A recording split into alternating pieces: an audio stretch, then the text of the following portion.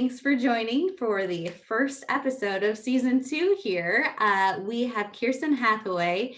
She is a senior technical service engineer with Abbott Laboratories. She got her degree in mechanical engineering from the University of Iowa. She was also very involved with track and field and cross country at the University of Iowa. In fact, with all of her involvement, she received the Susan B. Hancher Award for the Outstanding Senior Woman at the University of Iowa. She has also competed in 4 Ironman triathlons. So thank you, Kiersten, for joining today. How are you? I'm well, thanks. Thank you for having me. Good. Yeah. If you could maybe start a little bit about kind of where you were raised and a little bit of your backstory as to what got you involved with mechanical engineering and kind of what led you down the career path that you chose. Okay, sure. I grew up in Des Moines, Iowa, and like you said, went to the University of Iowa. I love math, and so I didn't really know exactly what I wanted to do when I was older. Originally, I wanted to be a doctor when I first entered college, but I love math, so I thought engineering was a good fit for me, on the way to becoming a doctor. But I was going to say I originally started off in the biomedical engineering field, but halfway through, after my sophomore year, someone told me that at that time the biomedical engineering field was pretty new. And someone said, if you want to get involved in a career that's not in the biomedical field, you might be better off with something more broad, like mechanical engineering. So I did end up switching at that point. There wasn't too much difference between the 2 courses of studies, but that's really how I ended up in the mechanical engineering field. Okay.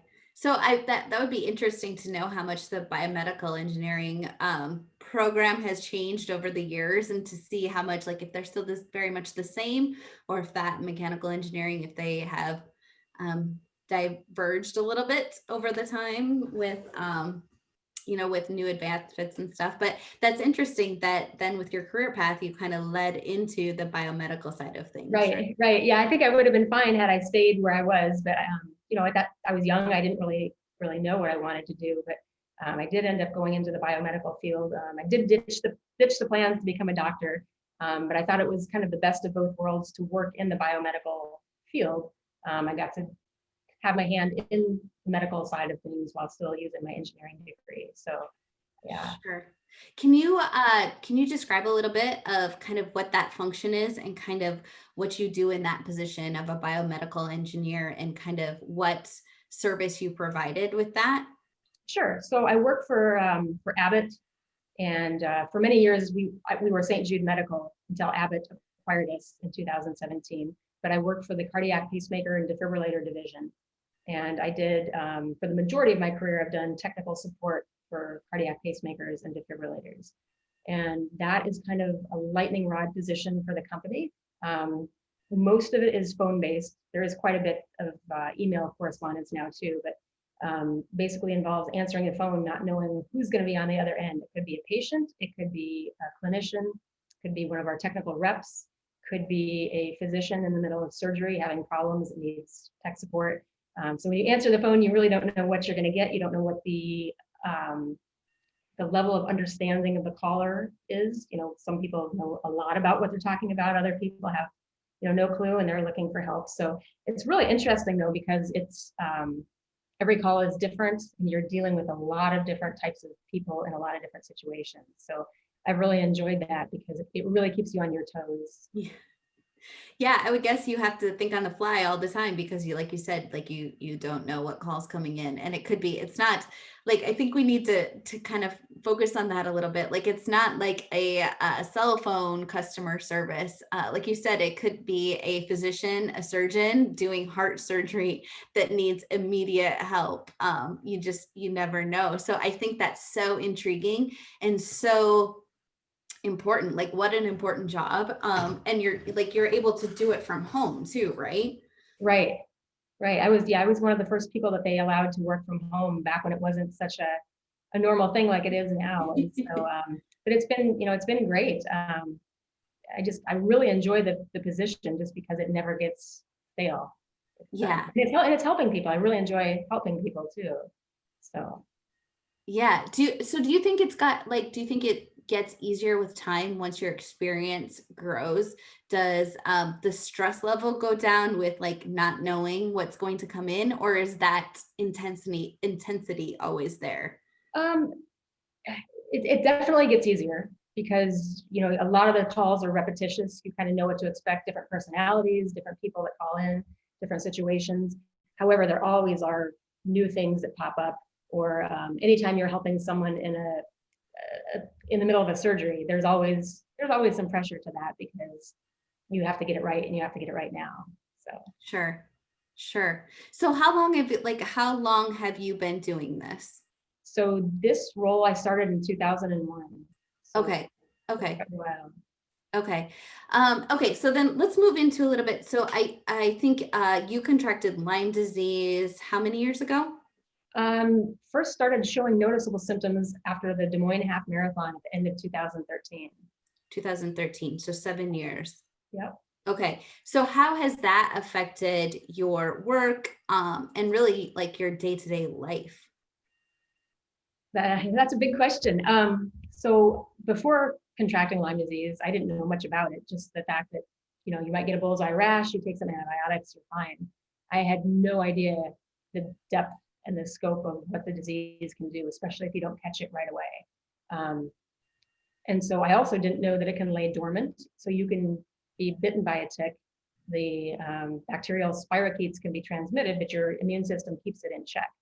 And then during a time of stress, for me, that was running a super hard half marathon at the Des Moines Half Marathon. That can bring your immunity down, and so therefore allows the infection to take hold. So after that race, just in the months after that, I started getting all these really weird, unrelated symptoms, and they kept building. Just, you know, more and more symptoms completely unrelated, and you're just trying to figure out what's going on. And so by 4 months after that race, I could barely walk to the mailbox. I couldn't read my daughter's children's books to her. I mean, I could sit here and list the symptoms I had for 45 minutes. I mean, it was just vast and varied.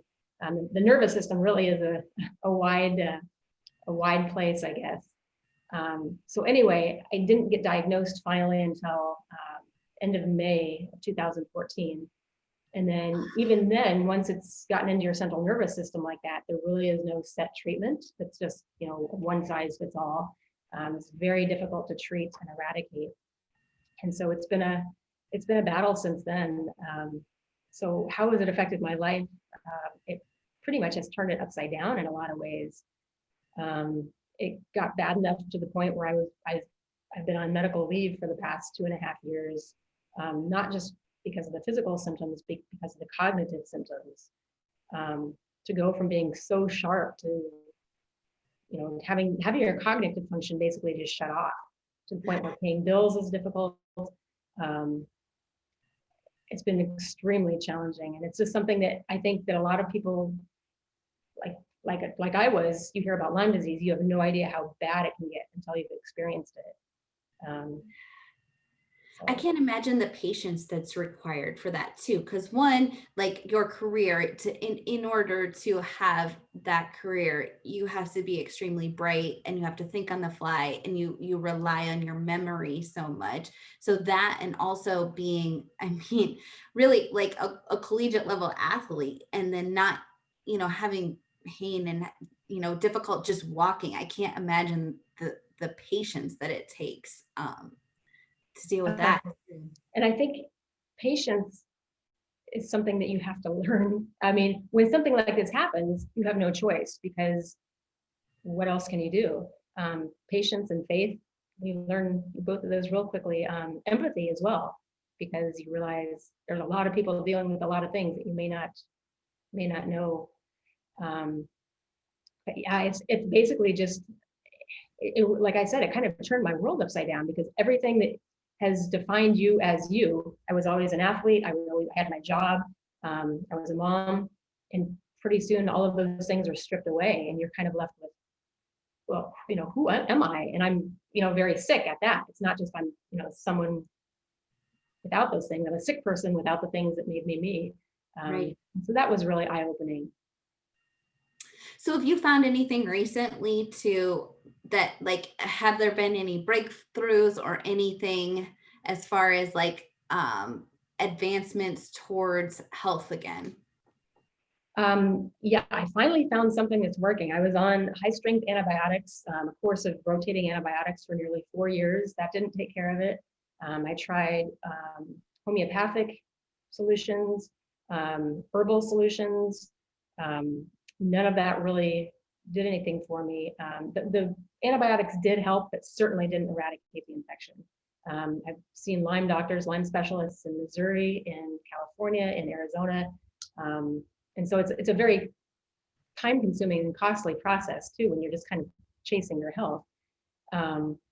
But there was, in 2016, there was a researcher at Stanford University who tried over 4,000 commercially available pharmaceuticals against Lyme disease to see if any of them had any effect against Lyme disease in the laboratory setting. And they found that one medication, it's called disulfiram, which commonly is known as antabuse for alcoholics, had tremendous antimicrobial properties and eradicated the Lyme disease. And so a patient heard about this research and took it to their Lyme doctor in out east, and the Lyme doctor agreed to prescribe this, off-label for Lyme disease. And the patients that he did that for had great success in healing. And so there are now so many Lyme patients on this medication that there's a nationwide shortage of it. And so I discovered that medication in February. I'm still on it, but it has made a world of difference. And it's, again, not something like, I was used to getting sick, you take something for 2 weeks and then you're better. This is definitely a marathon and not a sprint. So it's again, the patience part of that you mentioned kind of comes into that, because we want more now. We want to feel better now. And so just gradually getting better, allowing your body to heal as the infection is killed off.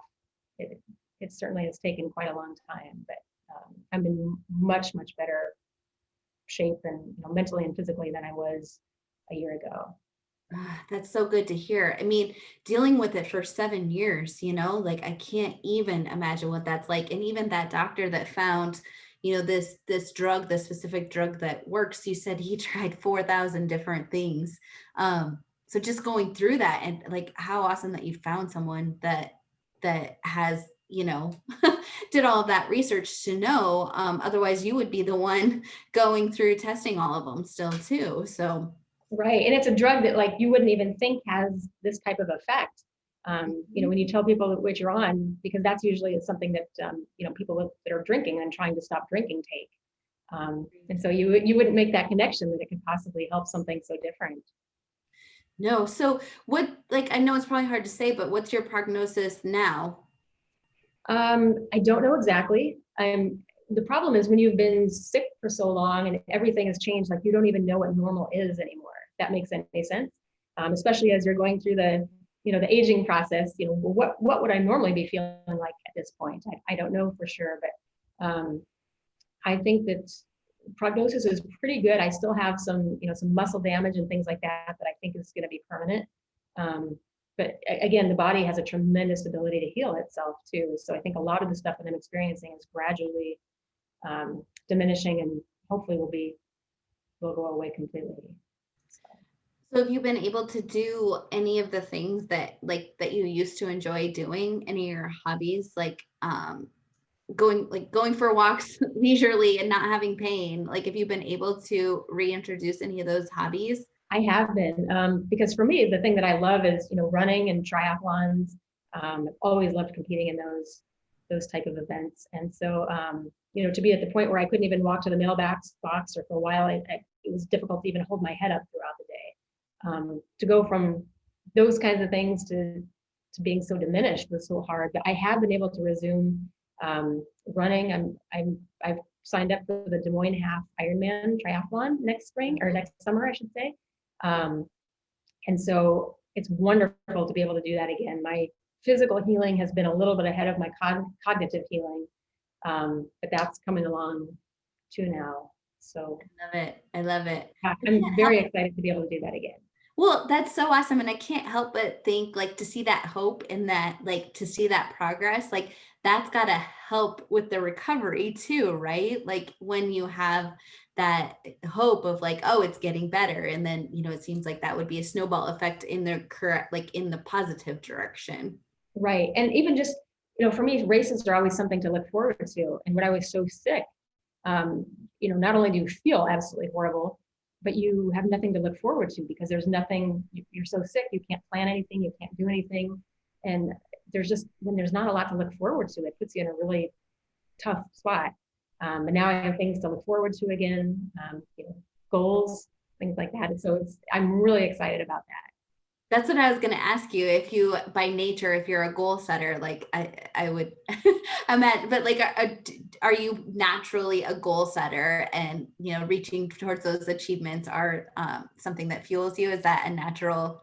I think so. Yeah. I've never really thought about it that way, but definitely I've always set goals and then set out to achieve them. So yeah. So now that you can again, like, that's awesome. So Right. what do you, like, if you were to tell someone, like, sharing your wisdom about Lyme disease, to, like, the general public, if you were to tell someone something that you wish they knew about Lyme disease, what I guess, what do you wish the general public would understand better about Lyme disease? Sure. So I think the biggest thing is like if you look at Lyme disease, you look at the symptoms. They say, okay, you can have a bullseye rash, you can have a fever, you can start developing joint pain, some things like that. The list of um, things that you can, I guess, the symptom list is so vast that once it gets in your central nervous system, it can do anything. For me, I never had a fever. I never had a rash really. Um, Even a lot of the joint pain, I did have some of that, but not to the degree that many people have. But I had a myriad of other symptoms, and some of them are really interesting. Some of them were really severe. And when you compound that by having maybe 30 things going on at once, it's almost like you're living in this foreign body that you don't even recognize. Like you've just been almost like you've been taken over, if that makes sense. Yeah. Um, I guess just to give you an example, one of the weird symptoms that I had early on was I was eating lunch one day and I just stopped salivating. And I didn't know that you can't swallow without saliva. It makes sense, but I've never experienced that before. And I stopped salivating for about 5 minutes. And I made eating lunch, I had to go get a glass of water. But that one's kind of interesting. A lot of them are a lot more severe than that. So Yeah. Well, and then just wondering, like, is this part of Lyme disease or is this something else? Like, I'm sure you're always questioning that too. right. And I mean, I experienced, you have your normal, whatever that is for everybody. You have your normal, but then when you get sick with this, to have there be so many deviations from that normal in so many areas, and like that's for me, it was difficult trying to figure out what was wrong. You go to the doctor, and I've got 5 minutes. What do I mention? It's going to sound like I'm a hypochondriac because I'm mentioning all these unrelated things, but they're all new and they're all serious. And it's like it's kind of confounding trying to figure out how to tackle it when you don't know what it is. Yeah. And I think a lot of people end up with misdiagnoses because testing is not real accurate, and a lot of people don't think to test for Lyme disease. They don't realize without the classic symptoms that it can still present in a lot of different ways. Right. And I mean, I would guess, like, I don't have that much background or knowledge about it, but it's like, oh, have you had a bullseye rash lately? And it's like, that doesn't necessarily have to be the case. Like you said, it can be dormant for years. So there could really be no sign of, like, sometimes there could be no sign of that even being an issue, right? Right, absolutely. Because it And happens. that was my case. And I just, I started doing more and more research on the internet, and everything pointed to Lyme disease. And I'm like, how could I have Lyme disease? I wasn't bitten recently. Um, and then I finally asked for a test after about 4 months of symptoms, and the test came back negative. So I'm like, well, shoot, what? Because that's kind of the hook that I hung my hat on. I was pretty sure that was what it was. And then I started reading more that testing is really inaccurate. There's a two-tier testing system. And so we ended up paying out of pocket to get that second tier test done at a specialty lab in California. And that's when it came back positive, CDC positive for Lyme disease. And so then I was like, great, I know what it is. We can treat it. I can get better. And you're stepping into this world there's a lot of controversy around Lyme disease. CDC doesn't recognize that it exists more than like they say that 4 weeks of antibiotics will take care of it. And Really?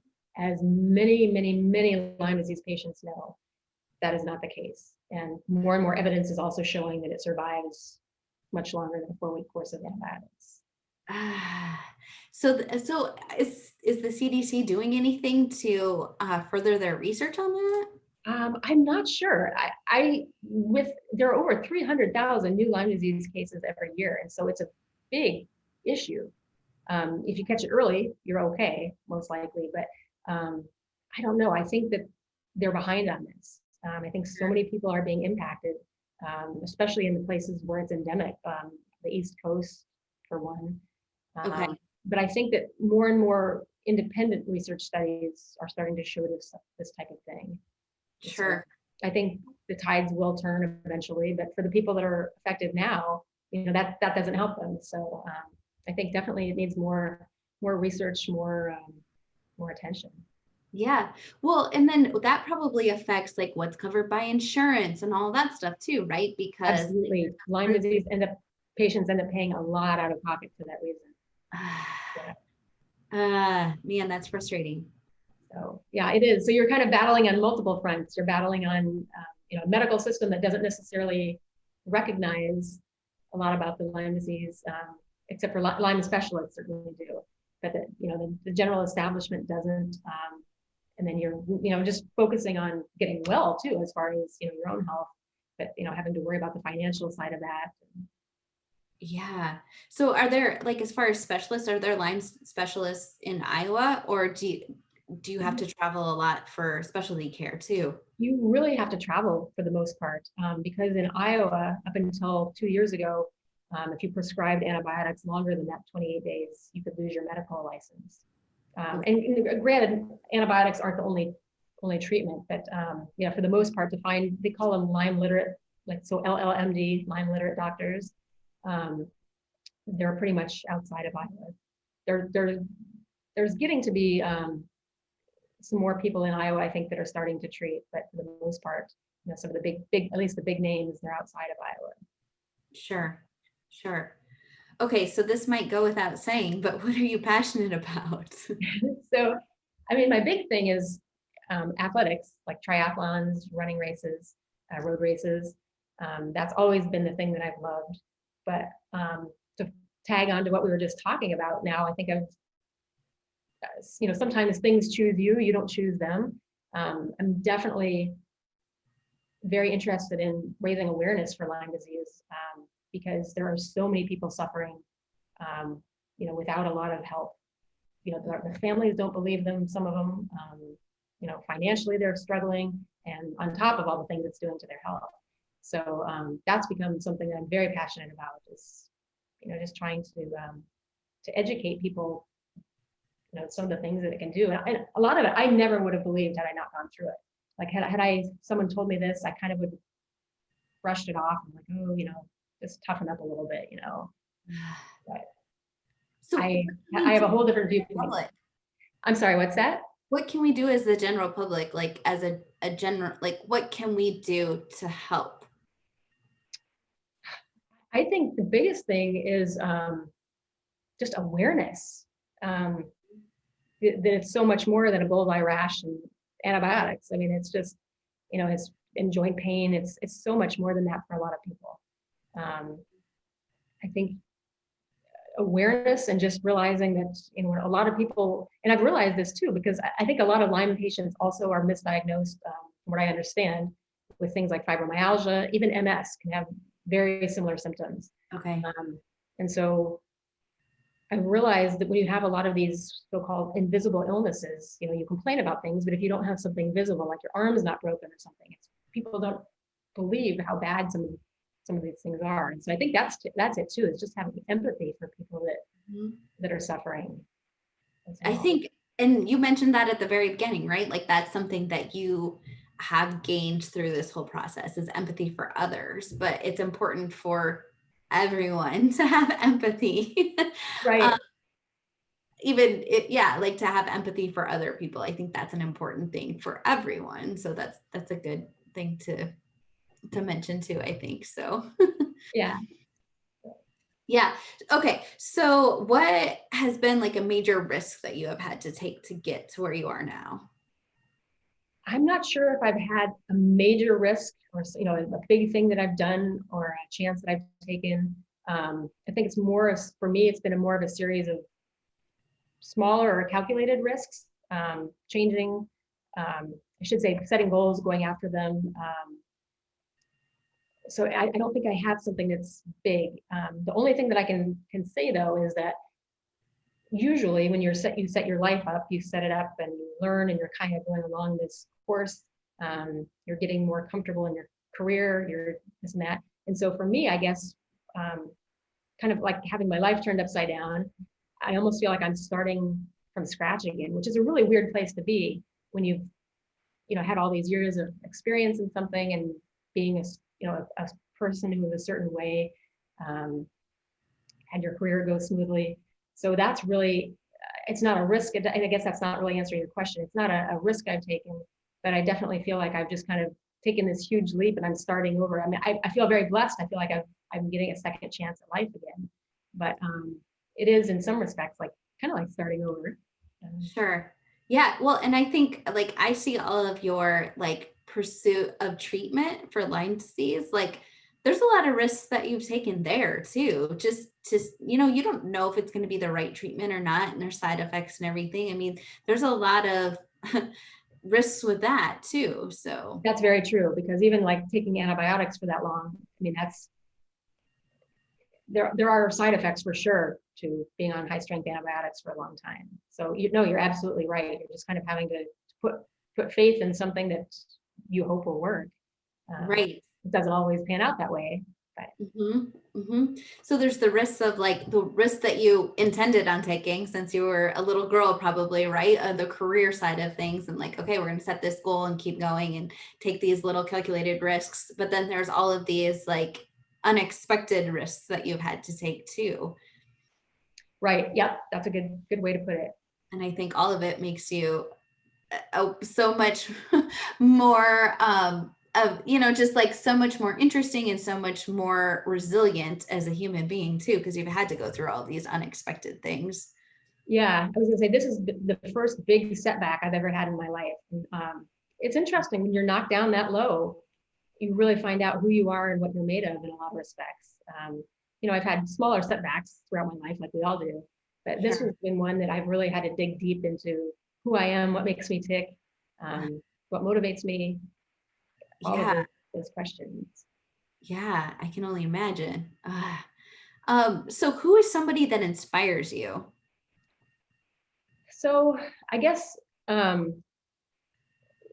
the types of people I'm inspired by, to start with, I always like people that are continually, that never get comfortable, that are always striving for different things, learning new things, that just, are continuing to grow in who they are.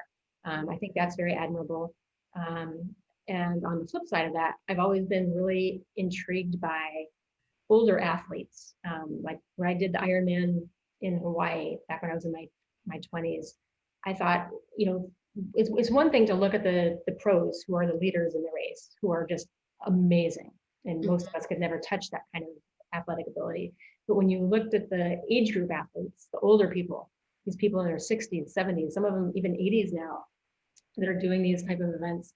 And I've always been inspired by, how are they keeping their bodies in the shape to do that kind of thing, pursue those goals at older ages. So yeah, that's always been something I've really been interested in.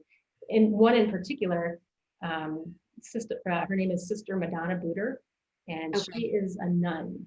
She's known as the Iron Nun.